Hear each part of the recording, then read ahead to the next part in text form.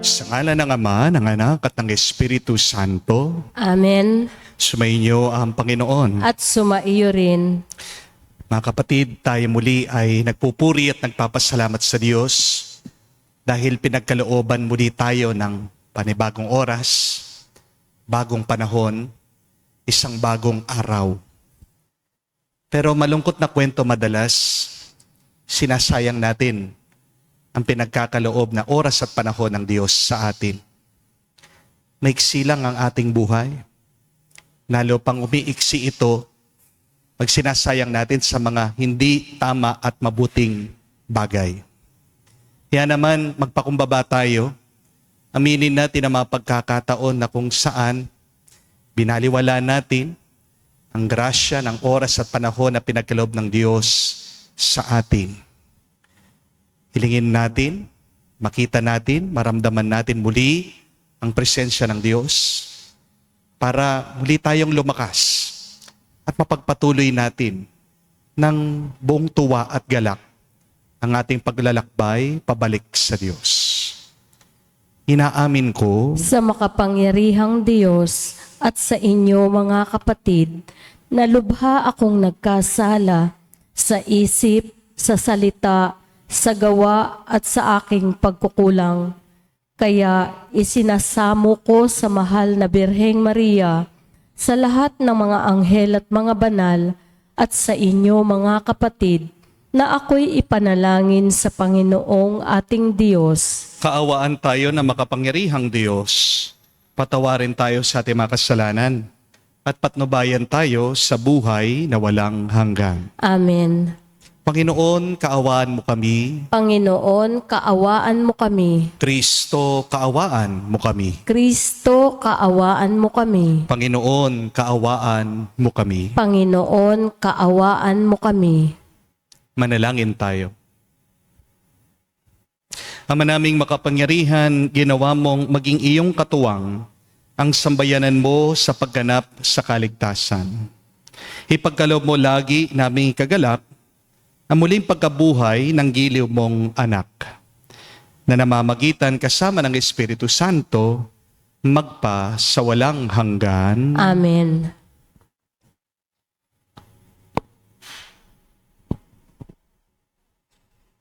Pagbasa mula sa mga gawa ng mga apostol.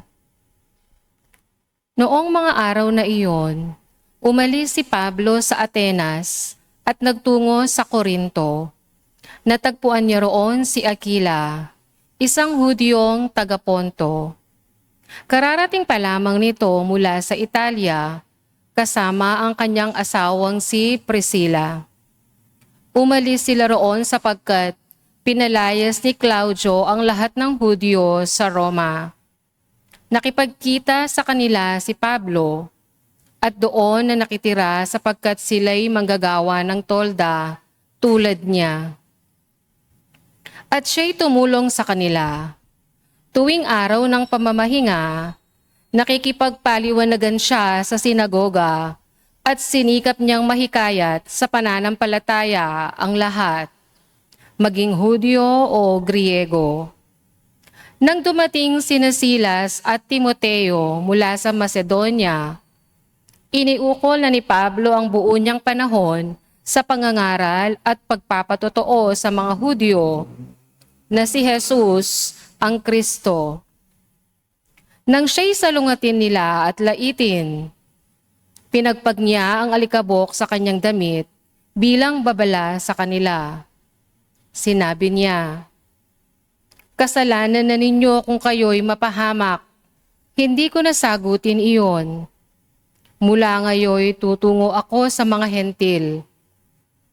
Kaya't umalis siya roon at tumira sa bahay ng isang nagngangalang Tisyo Justo, isang taong may takot sa Diyos. Karatig ng sinagoga ang kanyang bahay.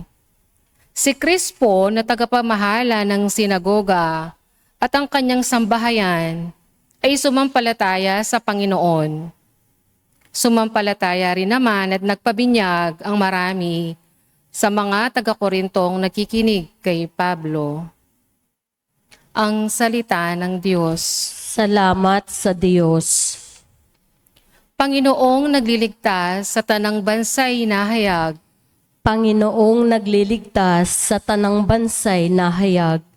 umawit ng bagong awit at sa poon ay ialay, pagkat yaong ginawa niya ay kahangahangang tunay.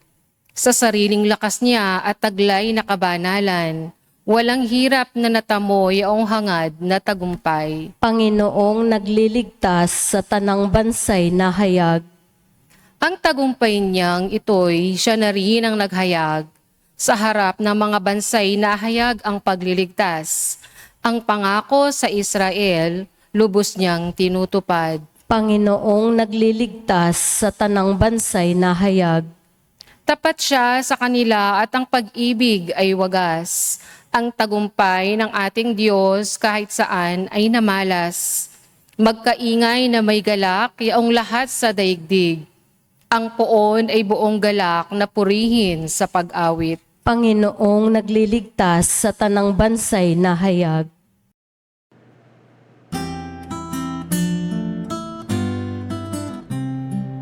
Alleluia, alleluia, alleluia, alleluia, alleluia, alleluia, alleluia, alleluia, alleluia, alleluia, alleluia, alleluia. Kayo'y di ko inulila, babalik akong talaga, magdudulot ng ligaya. Aleluya, aleluya. Sumainyo ang Panginoon. At sumaiyo rin. Ang mabuting balita ng Panginoon ayon kay San Juan. Papuri sa iyo, Panginoon. Nung panong yun, sinabi ni Jesus sa kanyang mga alagad, "Kaunting panahon na lamang at hindi na ninyo ako makikita. At pagkaraan ng kaunting panahon pa, ako'y inyong makikita uli." Nag-usap-usap ang ilan sa mga alagad. Ano kayang ibig niyang sabihin? Bakit niya sinabing kaunting panahon na lang at hindi na natin siya makikita? At pagkaraan ng kaunting pang panahon, ay makikita uli. Sabi pa niya ay kaunting panahon na lamang. Hindi natin maunawaan. Naramdaman ni Jesus na ibig nilang itanong ito. Kaya't sinabi niya, "Nagtatanungan kayo tungkol sa sinabi kong kaunting panahon na lamang at hindi niyo ako makikita? At pagkaraan ng kaunting panahon, ako'y inyong makikita uli? Sinasabi ko sa inyo, tatangis kayo at magdadalamhati. Ngunit magagalak ang sanlibutan. Matitigib kayo ng kalungkutan, subalit ito'y magiging kagalakan." Mga kapatid, ang mabuting balita ng ating Panginoon. Pinupuri ka namin, Panginoong Heso Kristo. Magandang araw po muli sa inyong lahat. May isang bagay na madalas nakakapagbigay sa atin ng stress o ng bagabag sa ating mga kalooban. What is that one reason that sometimes we become so stressed in our life? Ito po, tandaan nyo. It is when we think that our problems are permanent. Tandaan niyo po yan, ha? Huwag niyo pong kakalimutan. Siguradong mapapagod ka, siguradong magiging toxic ka kapag iniisip mo na hindi mawawala ang problema mo. Ang totoo po talaga, walang permanente sa mundo. Amen? At yan po ang pinapahayag lang ng ating Panginoon na hindi maunawaan ng kanyang mga alagad. Sabi ni Jesus, kaunting panahon na lang, hindi nyo na ako makikita. At pagkaraan ng kakaunting panahon, makikita nyo ako uli. Pinapaalala lang po ni Jesus sa atin, ang lahat ay nagbabago. Walang nananatili. Magpasalamat ka nga na ang lahat ay nagbabago, hindi nananatili. Tanging ang Diyos lang ang nananatili. Kasi kahit anong pilit ng isip mo, pag meron kang pagsubok, sinasabi sa iyo, yung negatibo mong utak, wala nang pag-asa. Hindi na magbabago ang kalagayan mo. Nandyan at nandyan talaga ang problema, hindi ka lulubayan. Kapatid, huwag kang maniniwala dyan sa iyong negatibong pag-iisip. Amen? Dahil, isa po akong patotoo dito. Sinasabi ko po sa inyo na kahit na gaano kahirap ang buhay, malalampasan nyo din yan. Di ba? Alam niyo po yung kwento namin na hindi kami makabayad ng kuryente nung ako'y nag-aaral pa sa pagkapari. Pero ang hindi ko sinasabi sa inyo, at ito po ang aking i-share, bukod pa po doon sa utang namin sa kuryente, may utang din po kami doon sa lupa kung saan nakatayo yung aming bahay. Dahil wala po kaming pera noon, isinangla ng aking po mga magulang yung aming lupa para lang po may pambayad kami ng tuition fee. Nilapit po sa Pag-ibig. At binigyan po kami ng Pag-ibig ng loan na babayaran po namin for 20 years. Isipin niyo po yun, no? Napakatagal. 20 years nagbabayad ka ng utang, capital, plus interest. Nakakasawa din po na nagbabayad ng utang. Di po ba? Bawat paparating po ang buwan, ako po, palagi ako nag-iisip, sana naman kami kukuha ng pera para pambayad ng utang. Pero, kahit na meron kaming problema at pagsubok, hindi po kami tumigil sa aming pananalangin at pagdarasal. Ang palagi sinasabi sa akin ng aking ama at ina, matatapos din ang utang. Mawawala din ang aming binabayaran. Darating din ang panahon, tayo'y magiging debt-free. Libre na sa utang, malaya na sa binabayaran. At alam niyo po ba, ito po ang good news.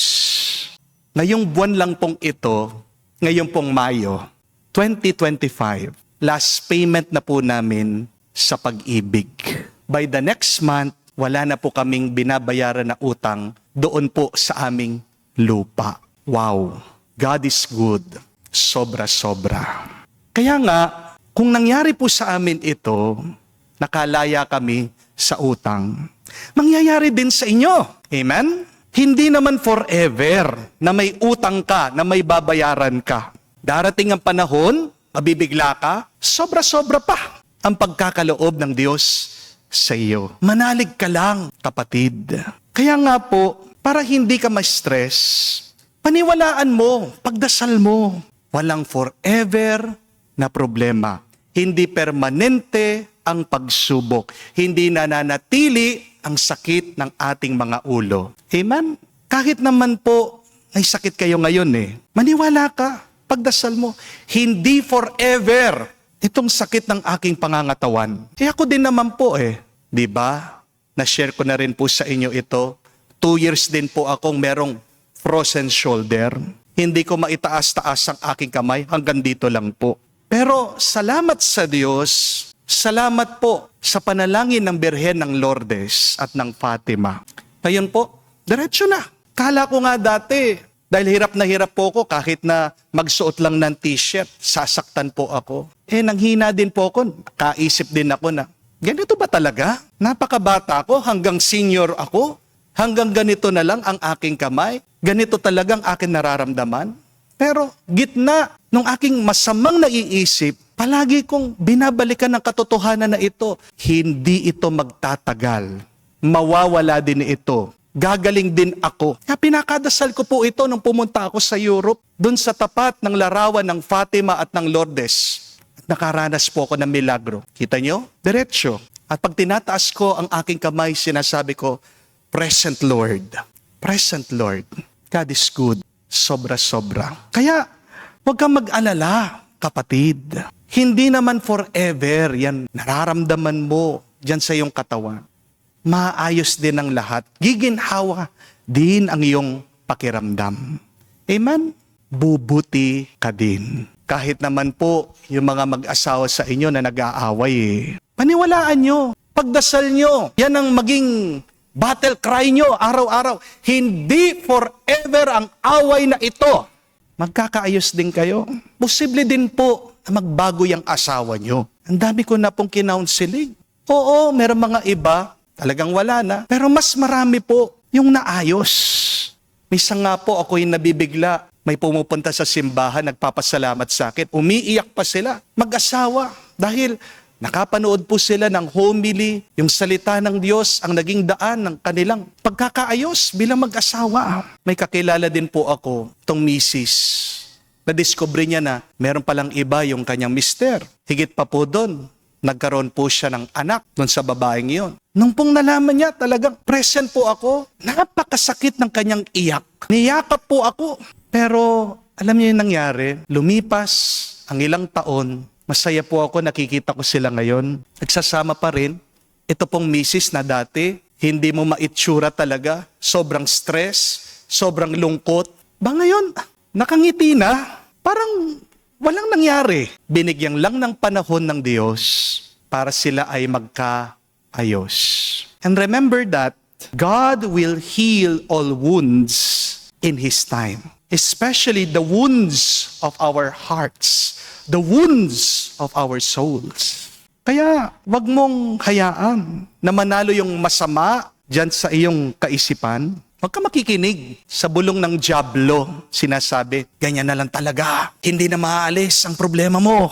Kapatid, kapag negatibo na ang iyong naiisip, balikan mo ang mga salita ni Jesus. Sandali lang yan. Sa kakaunting panahon, magbabago din ang lahat. At pangako pa nga ni Jesus, yung ating mga kalungkutan, kahit na nag-uumapaw yan, pagdating ng oras, panahon ng Diyos, papalitan niya ng tuwa at ng saya. Amen? So there are really two good news for us today. First, that nothing is permanent, most especially our problems. And secondly, our sorrows, God will turn it to joy. Kung nga ang Diyos, kaya niyang baguhin yung tubig, nagiging alak, yung pa kayang kalungkutan mo, di ba niya mapapagbago yan, magiging saya mo?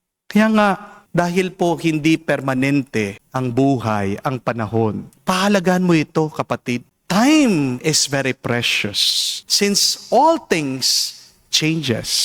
Hindi mo alam, kapatid, baka bukas wala ka na. Huwag naman sana. Di po ba? Pero sino ba sa atin dito makakasabi na bukas buhay pa rin tayo? Ano po ang sabi ng Biblia na hindi natin alam kung anong naghihintay sa atin bukas? Wala nakakaalam sa atin sino sa atin dito ang lilisan, mananatili pagdating ng bukas. Kaya nga, dahil mabilis nagbabago ang lahat, kapatid, wag mo naman sayangin ang ngayon, ang iyong oras at panahon. Tigilan mo na yung pag-iisip mo ng masama, di naman nakakatulong sa'yo. Bitawan mo na yung iyong sakit ng loob. Tumatanda lang ang itsura mo. Huwag ka na magsasalita ng hindi tama para hindi ka makapanakit ng iba. Mas marami pa sana ang magmahal sa'yo. Mabilis lang ang ating oras dito sa mundo. Pero gawin natin palagi kung ano ang pinakamahalaga. Because time changes so fast. Nothing is permanent. Choose to do the most essential, the most important. And what is the most vital thing that we should do and pursue? It is God's will. Amen? The impermanence of life is an invitation for us to be humble. Walang mananatili sa buhay na ito, sa buhay mo pagdating ng panahon. Yang posisyon mo, yang titulo mo, yang ganda mo, yang kagwapuhan mo, yung mga naipon mo, pera man yan o kayamanan man yan, iiwan mo lahat ng yan. Kung ngayon naglalakad ka, pagdating ng panahon, nakahimlay ka na lang sa kama. Kung ngayon nakakakain ka ng chocolate, pag senior ka na, pag tanda mo, yung mga gamot mo, yan na yung chocolate mo. Di po ba? Para mga M&M's eh. Di po ba? Maaaring ngayon sikat ka, kilala ka, dahil may pera ka pa, dahil malakas ka. Pero pagdating ng panahon, makakalimutan ka din. Pagdating ng panahon, pag may sakit ka na at nakadiaper ka na, iniiwasan ka na. Yan ang malungkot na kwento. Kahit man ayaw nating umalis, kahit na ayaw natin magbago mga bagay-bagay, wala tayong magagawa. Ang Diyos ang may kontrol ng lahat. Amen? Dahil walang permanente, walang forever, palagi kang magpakumbaba sa harap ng Diyos. Please, try to have a graceful exit in this life. Dahil pag nakikita naman ng Diyos na marunong kang tumanggap, nagpapakumbaba ka, natutuwa siya. At diyan ka pa mas makakaranas ng mas maraming pagpapala. Mga kapatid, tandaan po natin, ang mabuting balitang ito, hindi ito negatibo. Walang nananatili sa buhay. This is the good news that nothing is permanent and that our sorrows will be turned into joy. Basta tandaan mo lang, pag mabuti ang araw, magandang panahon, palagi ka magpasalamat sa Diyos, mag-enjoy ka lang, matuwa ka, maging masaya ka. Kapag masama naman ang araw, huwag ka naman mag-alala, huwag ka magpa-stress. Palagi ka pa ring umasa sa Diyos. Sa banal na misa pong ito, mga kapatid, magdasal po tayo para hindi po tayo ma-stress, para hindi mabagabag ang ating mga kalooban, yakapin natin ang katotohanan. Walang permanente. Ang Diyos lang ang nananatili. Sabihan mo, ang mga pagsubok mo, sandali ka lang. Mas nagtatagal ang Diyos na nagpapalakas sa akin, na nagbibigay sa akin ng tuwa at ng galak. Amen. Tumayo po tayo. Alay po natin sa Diyos ang ating mga dasal at panalangin at ating sabihin, Panginoon, dinggin mo kami. Panginoon, dinggin mo kami. Ang simbahan naway buong tapang na magpatotoo at walang takot na magpahayag ng mensahe ni Kristo sa mundo. Manalangin tayo sa Panginoon. Panginoon, dinggin mo kami. Ang mga nabubuhay sa pangungulila at dalamhati naway makaranas ng nakapagpapaginhawang presensya ng pag-ibig ng Diyos. Manalangin tayo sa Panginoon. Panginoon, dinggin mo kami. Ang mga nalulungkot o namimighati naway makaunawa sa tunay na kahalagahan ng kanilang buhay. Manalangin tayo sa Panginoon. Panginoon, dinggin mo kami. Sa katahimikan po ng ating puso, banggitin natin sa Diyos ang ating mga personal na pangangailangan. Ama naming puspos ng kabutihan at pag-ibig, tunghayan mo nang may habag ang iyong bayan dahil sa kanilang mga pagkukulang. Tulungan mo sila sa mga hinaharap nilang pagsubok at hayaan mong lukuban sila ng iyong pag-ibig.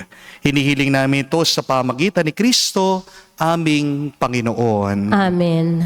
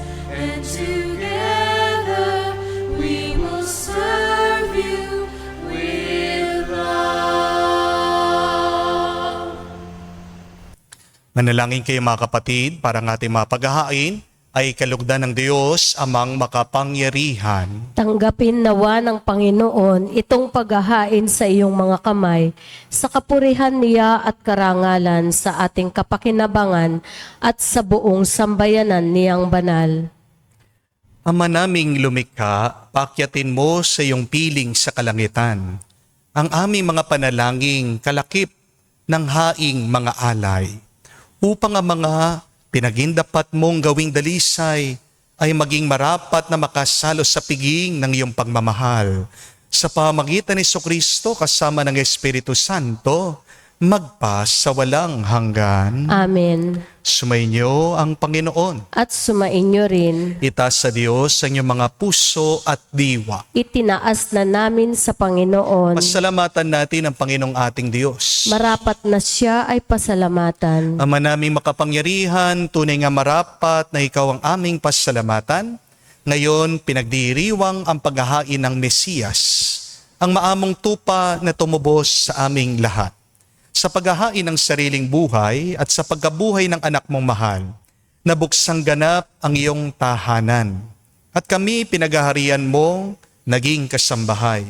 Sa pagkamatay niya sa krus, nalupig ang kamatayan. Sa kanyang pagkabuhay, naging buhay siya ng tanan. Kaya kaisa na mga anghel nagsisiawit ng papuri sa iyo. Nang walang humpay sa kalangitan, kami nagbubunyi sa iyong kadakilaan.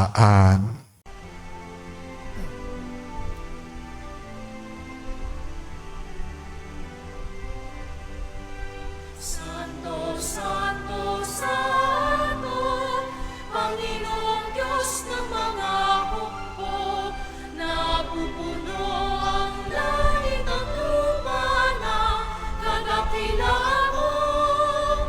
Hosana, Hosana, sa kaitaasan, pinagpala ang naparito sa ngalan ng Panginoon. Hosana, Hosana, sa kaitaasan.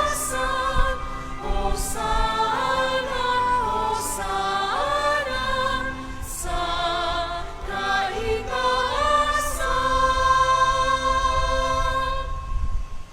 Ama naming banal, ikaw ang bukalan tanang kabanalan, kaya't sa pamagitan ng iyong Espiritu, gawin mong banal ang mga kaloob na ito, upang para sa amin, maging katawan at dugo ng aming Panginoong Jesucristo.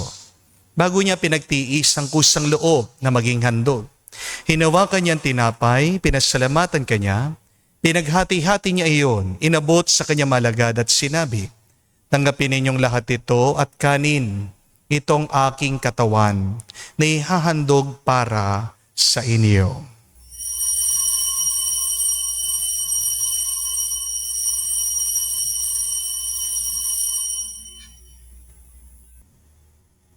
Gayon din naman nung matapos ang hapunan, hinawakan niyang kalis, muli kanyang pinasalamatan. Inabot niyang kalis sa kanya malagad at sinabi, tanggapin ninyong lahat ito at inumin. Itong kalis ng aking dugo, ng bago at walang hanggang tipan.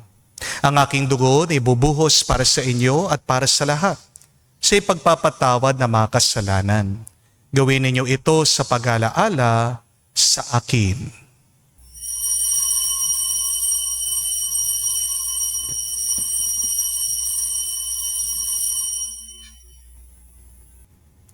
Ang misteryo ng pananampalataya. Aming ipinahayag na namatay ang iyong anak, nabuhay bilang Mesiyas at magbabalik sa wakas para mahayag sa lahat. Ama, ginagawa namin ngayon ang pag-alaala sa pagkamatay at muling pagkabuhay ng iyong anak. Kaya tinialay namin sa iyong tinapay nagbibigay buhay at ang kalis na nagkakaloob ng kaligtasan. Kami nagpapasalamat dahil kami iyong minarapat na tumayo sa harap mo para maglingkod sa iyo. Sinasamo namin kami magsalo-salo sa katawan at dugo ni Kristo ay mabuklod sa pagkakaisa sa pamamagitan ng Espiritu Santo. Ama, lingapin mo ang iyong simbahan, laganap sa buong daigdig. Puspusin mo kami sa pag-ibig. Kaisa ni Leon, ang aming Santo Papa, Florentino, aming Arsobispo at ng Tanang Kaparian.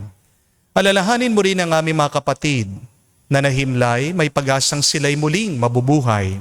Gayon din naman lahat ng mga pumanaw.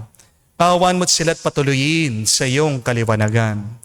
Kawan mo't pagindapatin kaming lahat na makasalo sa iyong buhay na walang wakas. Kaisa na mahal na Birhen Maria, Ina ng Diyos. Kaisa ni San Jose, ang kanyang malwalhating esposo. Kaisa na mga apostol at lahat ng mga banal na namuhay dito sa daigdig na kalugod-lugod sa iyo. May pagdiwang nawa namin ang pagpupuri sa ikararangal mo sa pamamagitan ng iyong anak, aming Panginoong Heso Kristo. Sa pamamagitan ni Kristo, kasama niya at sa Kanya, ang lahat ng parangal at papuri ay sa iyo, Diyos Ama, makapangyarihan, kasama ng Espiritu Santo, magpasawalang hanggan. Amen, amen, amen.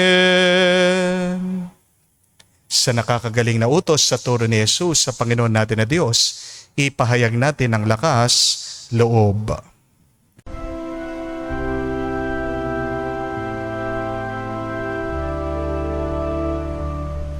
Ama namin, sumasalangit ka, sambahin ang ngalan mo, mapasa amin ang kaharian mo, sundin ang loob mo dito sa lupa, para nang sa langit. Bigyan mo kami ngayon ng aming kakanin sa araw-araw,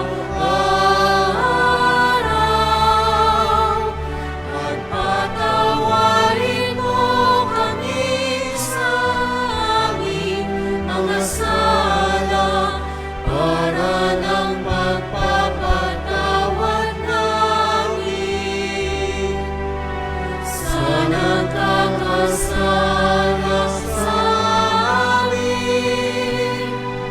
At huwag mo kaming ipahintulot sa tukso, at iadya mo kami sa lahat ng masama. Hinihiling namin kami adya sa lahat na masama, pagkalooban ng kapayapaan araw-araw, ligtas sa kasalanan, ilayo sa lahat ng kapahamakan, samantalang aming pinanabikan ang dakilang araw ng pagpapahayag ng tagapagligtas naming si Heso Kristo. Sapagkat iyo ang kaharian at ang kapangyarihan at ang kapurihan magpakailanman. Amen. Panginoong Heso Kristo, sinabi mo sa iyong mga apostol, kapayapaan ang iniiwan ko sa inyo, ang aking kapayapaan binibigay ko sa inyo. Tunghayan mo ang aming pananampalataya. Huwag ang aming pagkakasala. Pagkalooban mo kami ng kapayapaan at pagkakaisa, ayon sa iyong kalooban. Kasama ng Espiritu Santo, magpa sa walang hanggan. Amen. Kapayapaan ng Panginoon ay laging sumainyo. At sumaiyo rin. Magbigayan po tayo ng kapayapaan sa bawat isa. Please video po, kapayapaan po sa inyong lahat.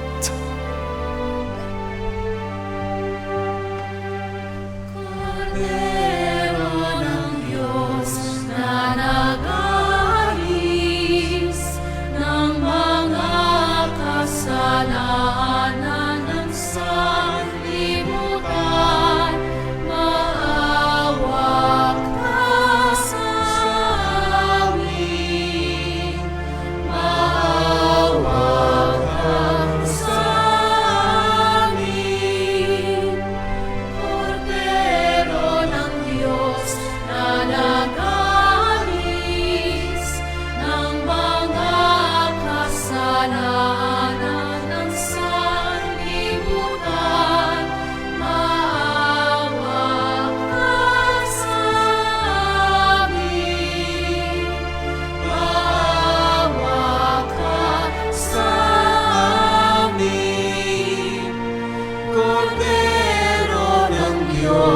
na nag-aalis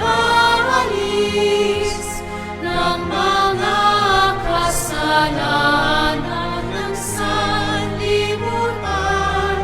Ipagkaloob mo sa amin ang kapayapaan.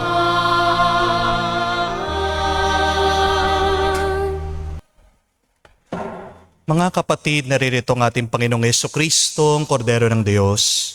Siya nag-aalis sa mga kasalanan ng sanlibutan. Mapalad tayong lumalapit sa piging ng Kordero. Panginoon, hindi ako karapat-dapat na magpatuloy sa iyo, ngunit sa isang salita mo lamang ay gagaling na ako.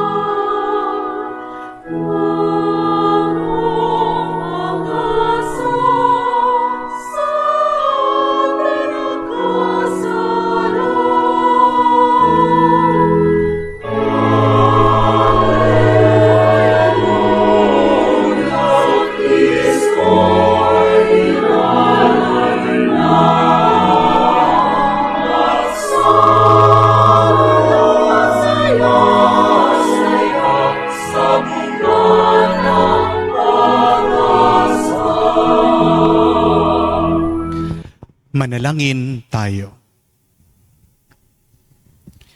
Ama naming mapagmahal, kami pinagsalo mo sa pagkabuhay ng iyong anak. Ay pinapakinabangan mo lagi sa kanyang lakas bilang bungang masagana ng dulot mong pagliligtas. Sa pamagitan niya, kasama ng Espiritu Santo, magpa sa walang hanggan. Amen. Minsan po talaga, pag tayo ay dumadaan sa problema, para ba tayong nahulog sa kumunoy? Kahit na anong gawin mo, lalo kang nababaon, lalo kang lumulubog doon sa kumunoy o doon sa iyong problema o pagsubok. Pero makakaalis ka sa iyong problema kung tama ang iyong pag-iisip at kung tama ang iyong gagawin. What is the right mindset? Ano yung tamang pag-iisip? Tandaan nyo ang mabuting balita, 2. Nothing is permanent, and God will turn our sorrows into joy. Pero, anong tamang yung kailangan gawin? Sumunod ka palagi sa kagustuhan ng Diyos. Baka kaya nagpapatuloy ang iyong problema kasi nakalimutan mo na lumapit sa Kanya. Ano ang gustong ipagawa ng Diyos sa iyo ngayon sa gitna ng iyong problema? Huwag mo lang tignan yung negatibong nangyayari sa iyo. Pero nasan ba ang Diyos dyan sa iyong pagsubok? Pero ngayon, para mawala ang ating stress, ang ating pagkabalisa, yan po ang gawin yung mantra or panalangin, paulit-ulit yung dasalin. Sabihin nyo, ang problemang ito ay hindi magtatagal, ang pagsubok na ito ay hindi permanente. Tanging ang Diyos lang ang nananatili, tanging ang Diyos lang ang magpapalakas sa iyo, tanging ang Diyos lang ang magbubuhay at tutulong sa iyo. Sumainyo ang Panginoon at sumaiyo rin. at kayo'y basbasan ng Diyos, makapangyarihan sa lahat, sa ngalan ng Ama, ng Anak, ng Espiritu Santo. Amen. Ang ating misa ay natapos na, humayo kayo sa kapayapaan ni Kristo. Salamat sa Diyos.